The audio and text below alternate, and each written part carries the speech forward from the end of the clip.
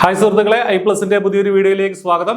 അപ്പോൾ assistant motor vehicle inspector notification ഒക്കെ വരാനിരിക്കുകയാണ്. നമുക്കറിയാം ഉടനെ തന്നെ അതിന്റെ നോട്ടിഫിക്കേഷൻ ഉണ്ടാവും. അപ്പോൾ അതിന് മുന്നേ പറയട്ടെ, നമുക്ക് നന്നായിട്ട് പഠിക്കാനുള്ള ഒരു സമയമാണിത്. ഒരുപാട് പേര് യൂണിഫോം പോസ്റ്റിലേക്ക് കാത്തിരിക്കുന്ന ഒരു സമയമാണ്. നമ്മൾ ഈ ഒരു വീഡിയോയിൽ ഡിസ്കസ് ചെയ്യുന്നത് ജോബ് റിലേറ്റഡ് ടോപ്പിക്സുമായി ബന്ധപ്പെട്ട് PYQകളാണ്, പ്രീവിയസ് ഇയർ ക്വസ്റ്റ്യൻസ് ആണ്. ആദ്യത്തെ 10 ചോദ്യങ്ങൾ നമ്മൾ ഓൾറെഡി ഡിസ്കസ് ചെയ്ത് ഇതേ ചാനലിലുണ്ട്. ബാക്കിയുള്ള 10 ചോദ്യങ്ങളാണ് നമ്മൾ ഇന്നത്തെ ഈ ഒരു വീഡിയോയിൽ ഡിസ്കസ് ചെയ്യുന്നത്. അപ്പോൾ നമുക്ക് 11ാമത്തെ ചോദ്യത്തിലേക്ക് പോകാം. Which one of the following is not a transport vehicle? ഈ താഴെ തന്നിട്ടുള്ള 4 എണ്ണത്തില് ട്രാൻസ്പോർട്ട് വെഹിക്കിൾ അല്ലാത്തത് ഏത്? പ്രത്യേകം ശ്രദ്ധിക്കുക, നോട്ട് എ ട്രാൻസ്പോർട്ട് വെഹിക്കിൾ എന്നുള്ളതാണ്. അപ്പൊ എന്താണ് transport vehicle?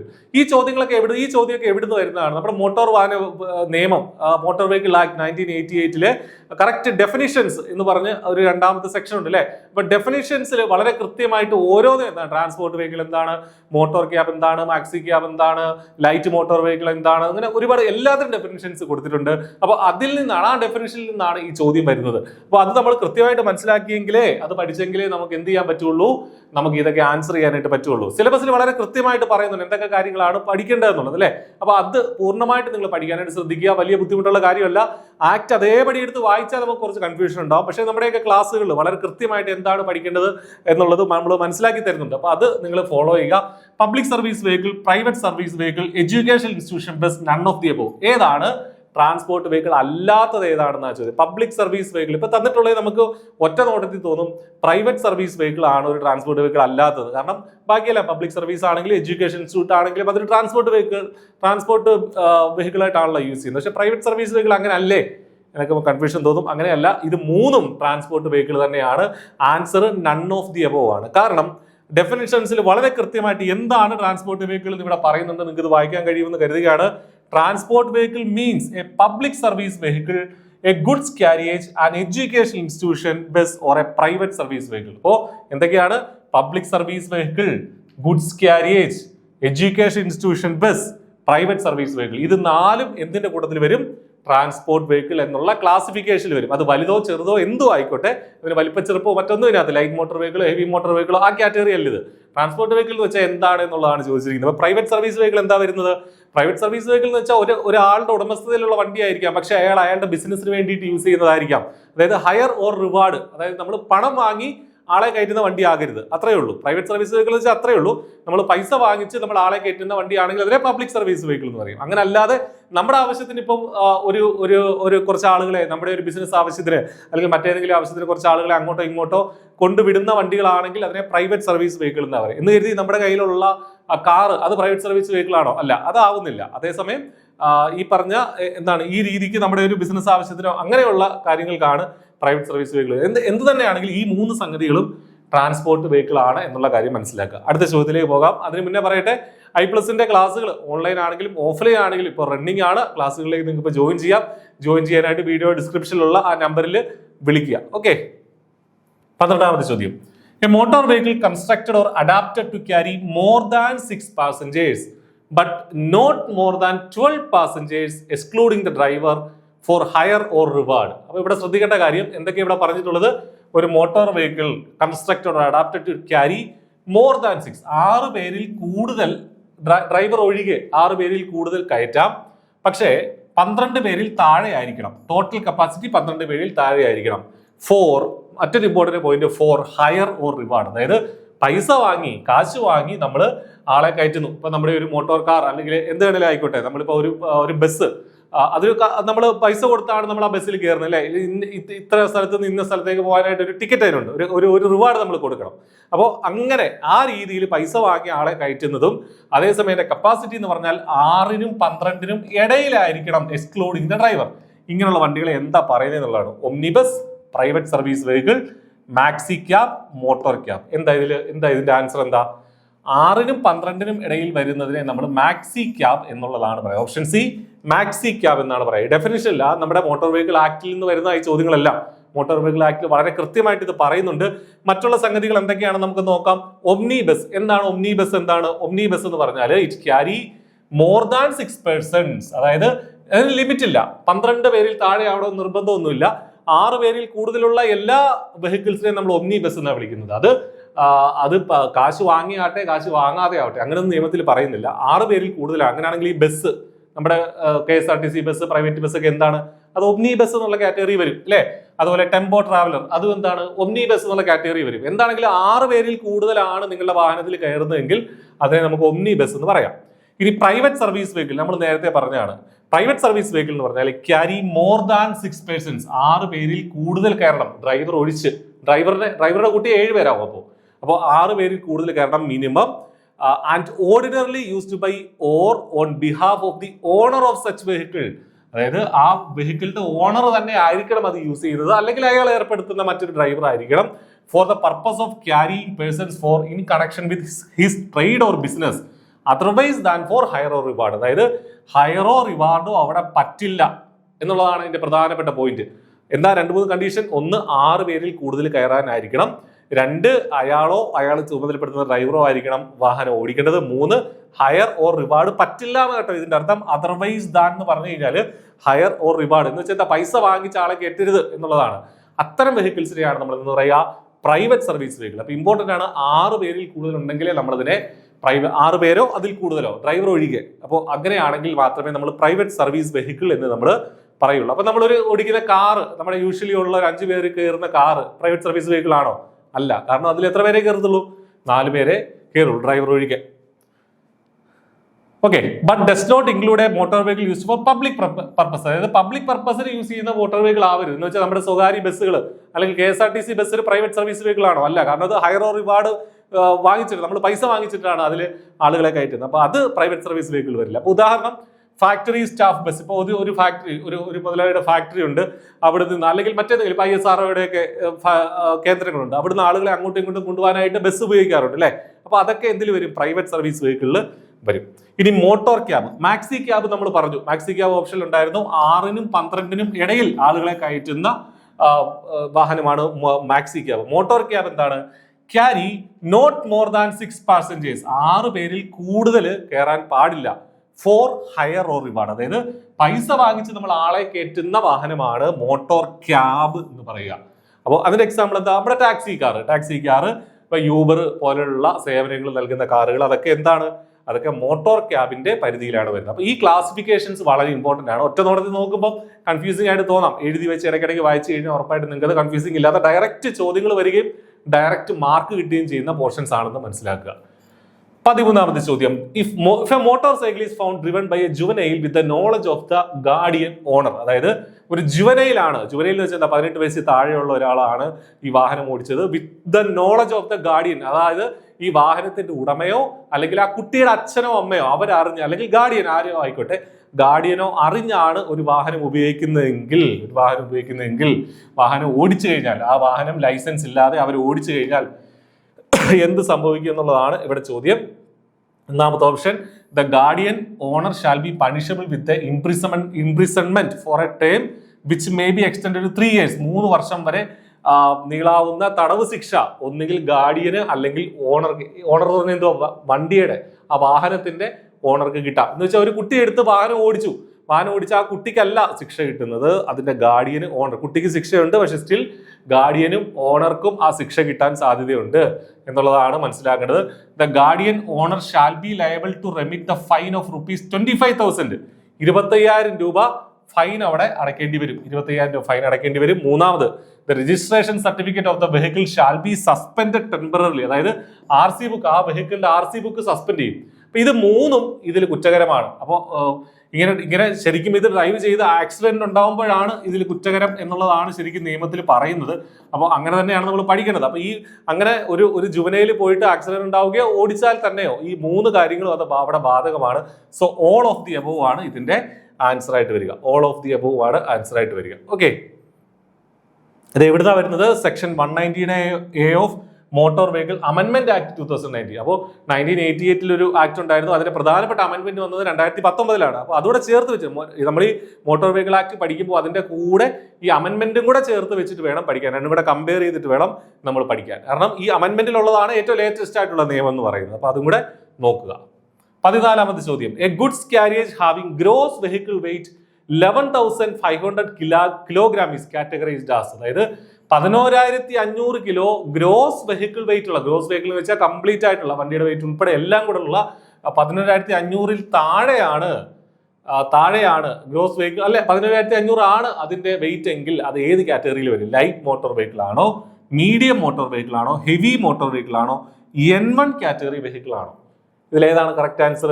Correct answer option B, medium motor vehicle ആണ്. ഓരോന്നിന്റെയും നമുക്ക് നോക്കാം എത്രയാണ് വെയിറ്റ് എന്നുള്ളത്. അതായത് ലൈറ്റ് മോട്ടോർ വെഹിക്കിൾ ആവണമെങ്കിൽ ഡസ് നോട്ട് എക്സീഡ് 7,500 കിലോഗ്രാംസ്, അതായത് 7,500 കിലോഗ്രാമിൽ പുറത്തു പോകാൻ പാടില്ല ലൈറ്റ് മോട്ടോർ വെഹിക്കിൾ ആണെങ്കിൽ. അതിൽ താഴെയായിരിക്കണം അതിന്റെ ഗ്രോസ് വെഹിക്കിൾ വെയിറ്റ് എന്ന് പറയുന്നത്.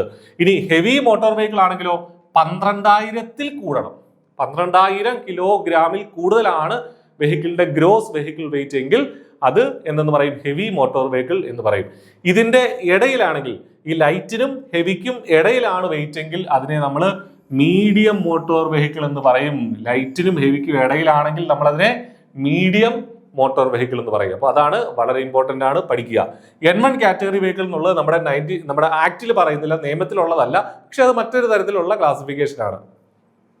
15. Which one of the following is excluded from the calculation of purchase value of realizing lifetime tax of a motor car? ഇത് എവിടുന്ന് വരുന്ന ചോദ്യമാണ്? ഇത് കേരള ടാക്സേഷൻ ആക്ടിലൂടെ വരുന്നതാണ്. അതായത് നമ്മുടെ സിലബസ് നോക്കിയാൽ നമുക്ക് മോട്ടോർ വെഹിക്കിൾ ആക്ട്, അമെൻമെന്റ് ആക്ട്, അതുപോലെ തന്നെ ഡ്രൈവിംഗ് റെഗുലേഷൻസ് ഒക്കെ പഠിക്കാനുണ്ട്, ലൈസൻസിങ് ഒക്കെ പഠിക്കാനുണ്ട്. അതിന് പുറമെ ടാക്സേഷൻ ആക്ടും ഉണ്ട്. അപ്പൊ അതിൽ നിന്നുള്ള ക്വസ്റ്റ്യൻ ആണിത്. അപ്പൊ 4 കാര്യങ്ങളാണ്. അതായത് ഒരു വാഹനത്തിന്റെ പർച്ചേസ് വാല്യൂ കാൽക്കുലേറ്റ് ചെയ്യുമ്പോൾ അതിൽ ഇൻക്ലൂഡഡ് ആകാത്തത് എന്ത് എന്നുള്ളതാണ് ചോദ്യം. Discounting given by the dealer, goods and service tax, tax collected at source, custom excise duty of imported motor car. ഇതാണ് കറക്റ്റ് ആൻസർ. അപ്പൊ നമ്മുടെ ടാക്സേഷൻ ആക്ട് വളരെ വ്യക്തമായിട്ട് പഠിക്കേണ്ടിയിരിക്കുന്നു. ആൻസർ ഓപ്ഷൻ സി, TCS ആണ്, അല്ലെങ്കിൽ ടാക്സ് കളക്ഷൻ അറ്റ് സോഴ്സ്. അത് ഒരിക്കലും വണ്ടിയുടെ പർച്ചേസ് വാല്യൂവിന്റെ കൂടെ കൂട്ടാൻ പാടില്ല. ബാക്കി എല്ലാം കൂട്ടണം പർച്ചേസ് വാല്യൂവിന്റെ കൂടെ. എന്തിനാ purchase value? Calculation of the tax. ഒരു വണ്ടി രജിസ്റ്റർ ചെയ്യുമ്പോൾ അതിന്റെ ടാക്സ് അടയ്ക്കണം. ആ ടാക്സ് കാൽക്കുലേറ്റ് ചെയ്യാനായിട്ട് വണ്ടിയുടെ വാല്യൂ കാൽക്കുലേറ്റ് ചെയ്യണം. ആ വാല്യൂ കാൽക്കുലേറ്റ് ചെയ്യുമ്പോൾ അതിന്റെ കൂടെ കൂട്ടാൻ പാടില്ല?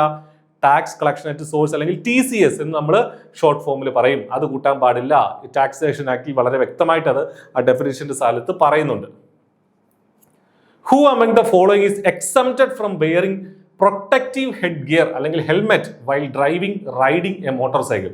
അതായത് മോട്ടോർ സൈക്കിൾ ഉപയോഗിക്കുമ്പോൾ ഹെൽമെറ്റ് യൂസ് ചെയ്യണം, നമുക്കറിയാം. അത് ഡ്രൈവറും യൂസ് ചെയ്യണം, പില്ലിയൻ പുറകിലിരിക്കുന്ന ആളും യൂസ് ചെയ്യണം, അല്ലേ? അപ്പോൾ ഇതിൽ ഈ തന്നിട്ടുള്ള 4 ഓപ്ഷനിൽ ചിലരെ എക്സ്ക്ലൂഡ് ഉണ്ടോ എന്നുള്ളത് നമുക്ക് നോക്കാം. ഒന്നാമത്തത്, all Sikh persons he wears turban or not.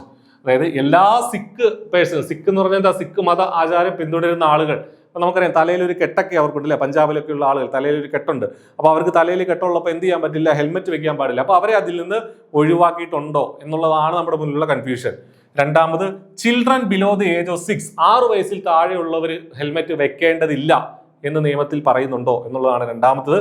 മൂന്നാമത്തത്, പില്ലിയൻ റൈഡേഴ്സ് എന്ന് പറഞ്ഞാൽ പുറകിലിരിക്കുന്ന ആളുകൾ വെക്കേണ്ടതുണ്ടോ? നാലാമത്തത്, നൺ ഓഫ് ദി അബോവ്. എന്താണെങ്കിലും പില്ലിയൻ റൈഡേഴ്സിന്റെ കേസിൽ നമുക്ക് ഉറപ്പുണ്ട് എന്ത് വേണം? ഹെൽമെറ്റ് വെക്കണം എന്നുള്ളത്. അപ്പോൾ ഓപ്ഷൻ സി എന്താണെങ്കിലും ആൻസർ വരില്ല. Option D, none of the above ആണോ ആൻസർ എന്ന് നോക്കാം. Children below the age of 6 വരാൻ സാധ്യതയുണ്ടോ? നിയമത്തിൽ അങ്ങനെ പറയുന്നില്ല. അവർ വെക്കേണ്ടതില്ല എന്നുള്ള കാര്യമൊന്നും പറയുന്നില്ല, പ്രത്യേകിച്ച് എടുത്ത് പറയേണ്ട കാര്യമൊന്നുമില്ല. അപ്പൊ അത് നമുക്ക് ആൻസർ ആയിട്ട് വരാൻ പാടില്ല. ഓൾ സിക്ക് പേഴ്സൺസ്, ഇവിടെയാണ് നമുക്ക് കൺഫ്യൂഷൻ. അപ്പൊ ഈ സിക്ക് പേഴ്സൺ നമ്മൾ നേരത്തെ പറഞ്ഞ പോലെ ഇവർ ടർബൻ കിട്ടുമ്പോൾ അല്ലെങ്കിൽ തലയെക്കെട്ടാ കിട്ടുമ്പോൾ അതിന്റെ പുറത്ത് ഹെൽമെറ്റ് വെക്കാൻ പറ്റാത്തതുകൊണ്ട് അവർക്ക് ഒഴിവ് കൊടുത്തിട്ടുണ്ട്. അപ്പൊ അതുകൊണ്ട് ഓപ്ഷൻ എ ആൻസർ ആയിട്ട് വരുമോ? വരത്തില്ല. കാരണം if he wears turban or not, അതായത് ഇവർ ടർബൻ തലയെ ധരിക്കുമ്പോൾ അവർക്ക് ഹെൽമെറ്റ് വെക്കേണ്ടതില്ല എന്നൊരു നിയമത്തിലുണ്ട്. ഓക്കെ, പക്ഷെ ടർബൻ ധരിക്കാത്തപ്പോഴോ? എല്ലാ സമയവും ചില സിഖുകാർ ടർബൻ ധരിക്കാത്ത ആളുകളുണ്ട്, ഈ തലക്കെട്ടില്ലാത്ത ആളുകളുണ്ട്. അവർ നിർബന്ധമായിട്ട് എന്ത് വെക്കണം? ഹെൽമെറ്റ് വെക്കണം. അപ്പോൾ ഇവിടെ ഈ ഓപ്ഷൻ എ വരാത്തതിന്റെ കാരണം all Sikh persons if he wears turban or not അങ്ങനെ പറഞ്ഞുകൊണ്ടാണ്. അതായത് ടർബൻ ധരിച്ചാലും ഇല്ലെങ്കിലും ഹെൽമെറ്റ് ധരിക്കേണ്ടതില്ല അങ്ങനെയല്ല നിയമം പറയുന്നത്. ടർബൻ ധരിച്ചിട്ടുണ്ടെങ്കിൽ നിങ്ങളെ ഹെൽമെറ്റിൽ നിന്ന് ഒഴിവാക്കിയിട്ടുണ്ട്. So none of the above ആണ് ഇതിന്റെ answer. Option D, none of the above ആണ് ആൻസർ ആയിട്ട് വരിക.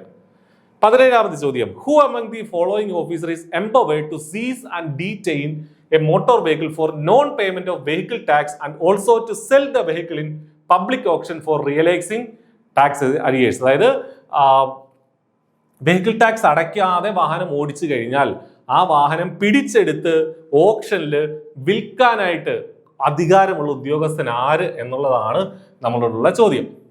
ഓക്കെ, അപ്പോൾ അങ്ങനെ സംഭവിക്കാം. നമ്മൾ വെഹിക്കിൾ ടാക്സ് അടയ്ക്കാതെ വണ്ടി ഓടിച്ചു കഴിഞ്ഞാൽ അത് പിടിച്ചെടുക്കാൻ അധികാരമുണ്ട് മോട്ടോർ വെഹിക്കിൾ ഡിപ്പാർട്ട്മെന്റിന്, എന്നിട്ട് ഓപ്ഷനിൽ ലേലം ചെയ്ത് വിൽക്കാനുമുള്ള അധികാരമുണ്ട്. അപ്പോൾ അത് ആർക്കാണ് അധികാരം എന്നുള്ളതാണ്. ജോയിന്റ് RTO അല്ലെങ്കിൽ joint regional transport officer, motor vehicle inspector, assistant motor vehicle inspector, all of the above, ഇവരെല്ലാവർക്കും ഈ അധികാരമുണ്ട്. അങ്ങനെ വരത്തില്ല, കാരണം ഇത് ഇത്തിരി കൂടിയ ഒരു പവർ ഉള്ള ഒരു നിയമമാണ്, അല്ലെ കൂടിയ പവർ ഉള്ള ഒരു സംഗതിയാണ് നമ്മൾ ഈ പറഞ്ഞിരിക്കുന്നത്. അപ്പൊ എന്തായാലും അസിസ്റ്റന്റ് മോട്ടോർ വെഹിക്കിൾ എന്നുള്ളത് അത് എൻട്രി ലെവലാണ്. നമ്മളൊക്കെ പഠിക്കുന്നത് ഇപ്പോൾ ഈ പോസ്റ്റിലേക്ക് കയറാൻ വേണ്ടി അവർക്കില്ല. മോട്ടോർ വെഹിക്കിൾ ഇൻസ്പെക്ടർ അത് കഴിഞ്ഞാലുള്ള പോസ്റ്റാണ്, അവർക്കും ഇല്ല. ജോയിന്റ് RTOയ്ക്ക് ഉണ്ട്. ജോയിന്റ് RTO എന്നുള്ളതാണ് ഇതിന്റെ correct answer. Option A is the correct answer. 18ാമത്തെ ചോദ്യത്തിലേക്ക് പോയാൽ which of the following type of vehicles is liable to pay green tax at the time of new registration? അപ്പൊ ഇതിൽ കുറച്ച് ആംബിഗ്വിറ്റി നിലനിൽക്കുന്നുണ്ട്. കഴിഞ്ഞ തവണ ഈ ചോദ്യം ചോദിച്ചപ്പോൾ ഇതിന്റെ ആൻസർ വന്നത് ഡീസൽ മോട്ടോർ കാർസ് എന്നായിരുന്നു.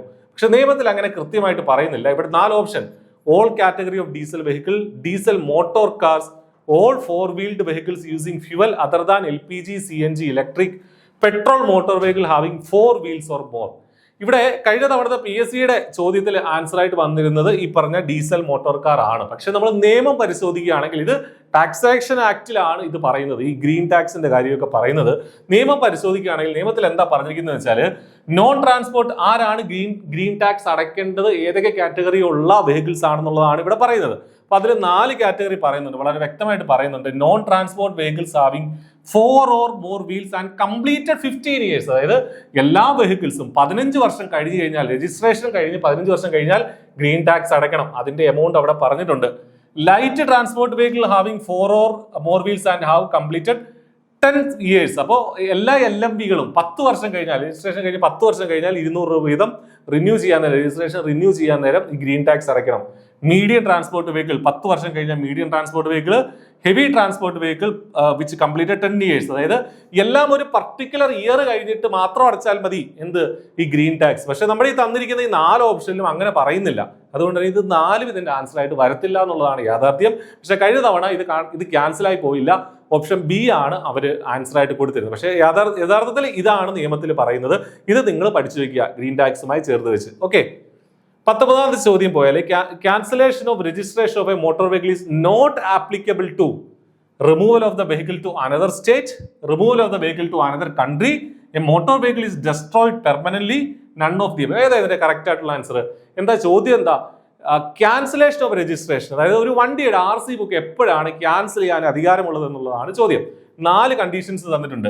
Removal of vehicle to another state, അതായത് ഇപ്പൊ കേരളത്തിലെ വാഹനം തമിഴ്നാട്ടിലേക്ക് കൊണ്ടുപോയി ഓടിക്കുകയാണ്, അല്ലെങ്കിൽ തമിഴ്നാട്ടിൽ കൊണ്ടുപോയി നമ്മളവിടെ NOC ഒക്കെ വാങ്ങിച്ച് അവിടെ രജിസ്റ്റർ ചെയ്യുകയാണ്. ആ സമയത്ത് RC ബുക്ക് ക്യാൻസൽ ചെയ്യണോ? ചെയ്യേണ്ടതില്ല. ഇന്ത്യയിൽ എവിടെയും ഒരു വാഹനം ഓടിക്കാം, പക്ഷെ NOC ഒക്കെ വാങ്ങിച്ചിട്ട് വേണം ഇത്ര നാൾക്ക് ശേഷം നമ്മൾ ഓടിക്കാൻ എന്ന് മാത്രമേ ഉള്ളൂ. അപ്പൊ ഇതല്ല ആൻസർ. അപ്പോൾ നോട്ട് ആപ്ലിക്കബിൾ എന്നാണ്, നോട്ട് ആപ്ലിക്കബിൾ എന്നാണ്. അപ്പൊ ഇത് ആൻസർ ആയിട്ട് വരാൻ സാധ്യതയുണ്ട്. Option A.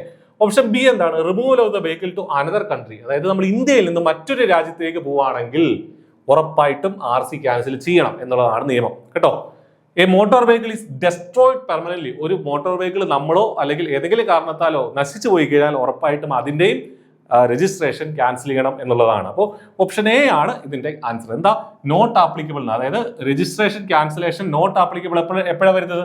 വാഹനം മറ്റൊരു സ്റ്റേറ്റിലേക്ക് പോകുമ്പോൾ നമ്മൾ ക്യാൻസൽ ചെയ്യേണ്ട കാര്യമില്ല. അതാണ് ആൻസർ ആയിട്ട് വരും, ഓപ്ഷൻ എ. ലാസ്റ്റ് ചോദ്യത്തിലേക്ക് നമുക്ക് പോകാം. 20ാമത്തെ ചോദ്യം: who among the following is eligible for applying driving licence to drive a transport vehicle? എന്താണ് ട്രാൻസ്പോർട്ട് വെഹിക്കിൾ എന്ന് കഴിഞ്ഞ ചോദ്യത്തിൽ നമ്മൾ കണ്ട് ഇല്ലേ? എന്താണത്? പബ്ലിക് സർവീസ് ആവാം, പ്രൈവറ്റ് സർവീസ് വെഹിക്കിൾ ആകാം, എഡ്യൂക്കേഷൻ ഇൻസ്റ്റിറ്റ്യൂഷൻ ബസ് ആകാം. ഇതൊക്കെ ട്രാൻസ്പോർട്ട് വെഹിക്കിൾ ആണ്. അതിന് ലൈറ്റ് എന്നോ മീഡിയം എന്നോ ഒന്നും അതിൽ പറയുന്നില്ല. അപ്പോൾ എപ്പോഴാണ് നമുക്കൊരു ട്രാൻസ്പോർട്ട് വെഹിക്കിൾ, നമ്മൾ യൂഷ്വലി ഈ ലൈസൻസിന് എന്താ പറയുക? ഹെവി ലൈസൻസ് എന്താ പറയുക അല്ലെ? ഹെവി ലൈസൻസ് എടുക്കാനായിട്ട് എപ്പോഴാണ് എലിജിബിൾ ആവുന്നത്? അതിന്റെ option A: person attains the age of 18 and minimum 1 year experience in driving light motor vehicle. അതാണോ answer? Option B: persons attain the age of 18 and minimum education qualification of pass 8th standard. അതാണോ answer? Person attains the age of 20 and minimum 1 year experience in driving light motor vehicle. അതാണോ answer? Person attains the age of 20 and minimum education qualification is 8. അതായത് education qualification ഇതിനകത്ത് ഇപ്പൊ ഇല്ല, പണ്ട് അങ്ങനെ പറയുന്നുണ്ടായിരുന്നു, ഇപ്പൊ അതില്ല. അപ്പൊ ഓപ്ഷൻ ബിയും ഓപ്ഷൻ ഡിയും നമുക്ക് വിടാം. രണ്ടാമത് 18 വയസ്സാണോ 20 വയസ്സാണോ എന്നുള്ളതാണ് നമ്മുടെ മുന്നിലുള്ള ചോദ്യം. എന്താണെങ്കിലും LMB ലൈസൻസ്, ലൈറ്റ് മോട്ടോർ വെഹിക്കിളിന്റെ ലൈസൻസ് എടുത്ത് 1 വർഷം കഴിഞ്ഞ ശേഷം മാത്രമേ നമുക്ക് ഹെവി ലൈസൻസിന് അപ്ലൈ ചെയ്യാനായിട്ട് പറ്റുള്ളൂ. ഏജ് ലിമിറ്റ് എത്ര ആയിരിക്കണം? 20 വയസ്സായിരിക്കണം. സോ ഓപ്ഷൻ സി ആണ് ഇതിന്റെ കറക്റ്റ് ആൻസർ. അത് ഹെവി ലൈസൻസ് എടുക്കണമെങ്കിൽ 20 വയസ്സ് തികയണം. കൂടാതെ ലൈറ്റ് മോട്ടോർ വെഹിക്കിൾ ലൈസൻസ് എടുത്തിട്ട് 1 വർഷമെങ്കിലും മിനിമം കഴിഞ്ഞിരിക്കണം. ഇത്രയും ചോദ്യങ്ങളാണ് നമുക്ക് ഈ ഭാഗത്തുനിന്ന് PYQകളായിട്ട് ഈ പറഞ്ഞ ജോബ് റിലേറ്റഡ് ടോപ്പിക്സുമായി ബന്ധപ്പെട്ട് വരുന്നത്. അപ്പൊ നിങ്ങൾക്കൊരു ഐഡിയ കിട്ടിയിട്ടുണ്ടാവും എങ്ങനെയാണ് ഈ ഭാഗത്തുനിന്ന് ചോദ്യങ്ങൾ ഉണ്ടാവുക എന്നുള്ളത്. മോട്ടോർ വെഹിക്കിൾ ആക്ടിനെ അതേപടി അധികരിച്ചാണ്. അത് വളരെ കൃത്യമായിട്ട് നമ്മൾ ആ ആക്ട് പഠിച്ചെങ്കിൽ മാത്രമേ നമുക്ക് ഇതിൽ നിന്നുള്ള ചോദ്യങ്ങൾ ആൻസർ ചെയ്യാൻ പറ്റുള്ളൂ. കഴിഞ്ഞ തവണത്തേത് താരതമ്യേന എളുപ്പമുള്ള ചോദ്യങ്ങളായിരുന്നു, പക്ഷെ പല രീതിയിൽ ട്വിസ്റ്റ് ചെയ്തൊക്കെ ചോദിക്കാൻ സാധ്യതയുണ്ട്. അപ്പൊ നന്നായിട്ട് പഠിക്കുക. മറ്റൊരു വീഡിയോ ആയിട്ട് വീണ്ടും കാണാം. Thank you.